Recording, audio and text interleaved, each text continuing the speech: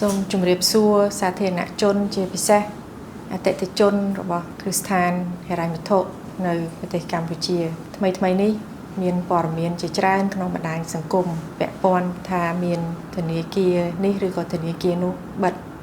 មុននឹងចាប់ផ្ដើមខ្ញុំសូមជម្រាបសាធារណជនទាំងអស់អំពីប្រតិបត្តិការធនាគារហើយប្រតិបត្តិការនេះគឺធនាគារទាំងអស់នៅក្នុងពិភពលោកគឺធ្វើដូចគ្នាធនាគារតួនាទីរបស់គាត់តួនាទីចម្បងគឺអន្តរការីយកម្មនេះបានន័យថាគាត់ទទួលប្រាក់បញ្ញើពីអ្នកដែលមានលុយលើសហើយមិនទាន់មានចាំបាច់ប្រើប្រាស់ហើយគាត់ផ្ដល់លុយនោះទៅឲ្យអ្នកដែលចាំបាច់ត្រូវការប្រើប្រាស់លុយដើម្បីវិនិយោគនៅក្នុងវិស័យសេដ្ឋកិច្ចដូចជាទិញផ្ទះសង់អូតែលសង់រោងចក្រឬក៏ពង្រីកអាជីវកម្មអីជាដើមការធ្វើបែបនេះគឺធ្វើឲ្យចរន្តសេដ្ឋកិច្ចមានដំណើរការបានន័យថាលុយដែលមិនទាន់ប្រើប្រាស់អាចយកទៅប្រើប្រាស់នៅក្នុងវិស័យសេដ្ឋកិច្ចបាននៅក្នុងប្រតិបត្តិការធនាគារជាទូទៅគាត់ទទួលប្រាក់បញ្ញើមកគាត់ទុកតែមួយផ្នែកទូចដើម្បីបម្រើតម្រូវការរបស់អ្នកដែលដាក់ប្រាក់បញ្ញើអញ្ចឹងអ្នកដាក់ប្រាក់បញ្ញើមួយចំនួនគាត់អត់ទាន់ចាំបាច់ប្រើប្រាស់ប្រាក់គាត់អាចយកប្រាក់ទាំងនោះទៅដាក់ជាប្រាក់បញ្ញើមានការកំណត់ឬក៏យើងហៅថា fixed deposit ឬក៏ term deposit ដែលមានរយៈពេល3ខែ6ខែ9ខែឬក៏1ឆ្នាំទៅតាមការសម្រេចចិត្តរបស់គាត់ប៉ុន្តែក៏គាត់ត្រូវការប្រាក់មួយចំនួនដើម្បីចាយវាយប្រចាំថ្ងៃដើម្បីទៅផ្សារទិញម្ហូបដើម្បីបង់ឈ្នួលផ្ទះដើម្បីបង់ឈ្នួលទូរស័ព្ទអីជាដើមអញ្ចឹងធនាគារតាមរយៈបទពិសោធន៍របស់គាត់ដែលមានកន្លងមកគឺគាត់ដឹងច្បាស់ថាជាទូទៅប្រចាំថ្ងៃគាត់ត្រូវមានសាច់ប្រាក់នៅក្នុងឃ្លាំងប្រមាណដើម្បីបើកឲ្យអតិថិជននោះប្រាក់ដែលអតិថិជនមកផ្ញើនោះដែលគាត់មិនទាន់ប្រើប្រាស់ប្រាក់ដែលអតិថិជនដាក់ប្រាក់បញ្ញើយកទៅដាក់នៅក្នុងterm deposit ឬក៏ fixed deposit នេះគាត់នឹងយកទៅឲ្យអតិថិជនរបស់គាត់មួយចំហៀងទៀតបានន័យថាអ្នកដែលខ្ចីនោះជាទូទៅការដែលគាត់ខ្ចីគឺគាត់មិនមែនខ្ចី3ខែ6ខែទេជាទូទៅគឺគាត់ខ្ចីរយៈពេលវែងគាត់ខ្ចីបើអ្នកទិញផ្ទះគាត់អាចខ្ចីរហូតដល់ទៅ20ឆ្នាំអ្នកដែលគាត់ទៅពង្រីករោងចក្រគាត់អាចខ្ចី5ឆ្នាំឬក៏រយៈពេលវែងជាងនេះឬក៏ខ្លីជាងនេះប៉ុន្តែជាទូទៅគឺរយៈពេលវែងអញ្ចឹងធនាគារគាត់ត្រូវធ្វើយ៉ាងដូចម្ដេចគាត់ត្រូវធ្វើម៉េចឲ្យពេលវេលានៃ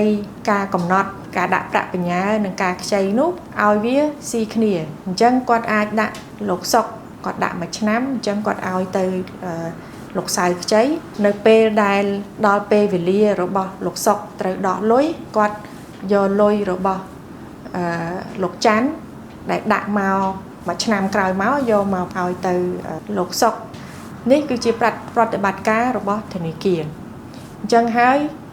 ក្នុងរយៈពេលវែងគឺធនាគារតែងតែមានសាច់ប្រាក់ឬក៏យើងហៅថាសន្តានាភាពគ្រប់គ្រាន់ដើម្បីបើកឲ្យអ្នកដាក់ប្រាក់បញ្ញើ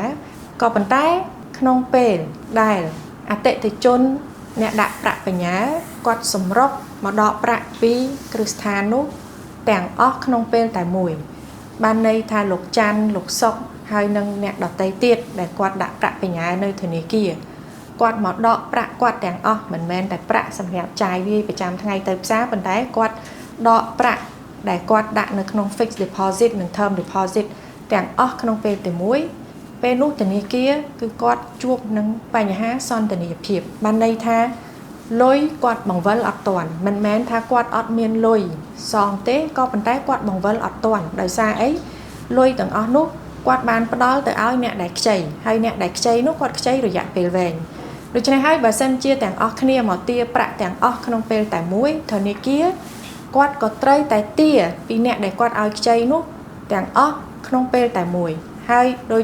បងប្អូនយើងដឹងស្រាប់ហើយអ្នកដែលខ្ចីតាមការធ្វើអាជីវកម្មរបស់គាត់គឺគាត់គ្មានលទ្ធភាពនឹងសងទាំងអស់ក្នុងពេលតែមួយទេគេខ្ចីគាត់ត្រៀមសងធនាគារក្នុងរយៈពេល5ឆ្នាំតទៅមុខស្រាប់តែធនាគារឥឡូវមកទារមិនខ្ចីមិនទាន់បាន1ឆ្នាំផងមកទារពីគាត់គឺគាត់រកលទ្ធភាពមកសងវិញក៏អត់បានដែរកន្លែងនេះហើយដែលធ្វើឲ្យមានបញ្ហាដូច្នេះហើយបើសិនជាអ្នកដាក់ប្រាក់បញ្ញើទាំងអស់មកដកប្រាក់ខ្លួនឯងទាំងអស់ក្នុងពេលតែមួយវាជារឿងធម្មតាទេដែលធនាគារមិនមានសាច់ប្រាក់បានន័យថាមិនមានសន្តានាភាព ទាំងអស់ផ្ដល់ទៅឲ្យអតិថិជនអ្នកដាក់ប្រាក់បញ្ញើខ្ញុំក៏សូមជម្រាបដែរថាប្រព័ន្ធធនាគាររបស់យើងបច្ចុប្បន្ននេះនៅរឹងមាំយើងមានធនាគារ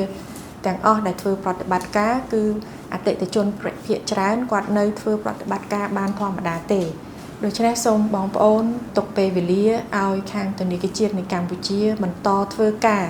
ជាមួយនឹងធនាគារដែលពាក់ព័ន្ធហើយរកវិធីដើម្បីដោះស្រាយប្រាក់បញ្ញើរបស់បងប្អូនទាំងអស់នោះ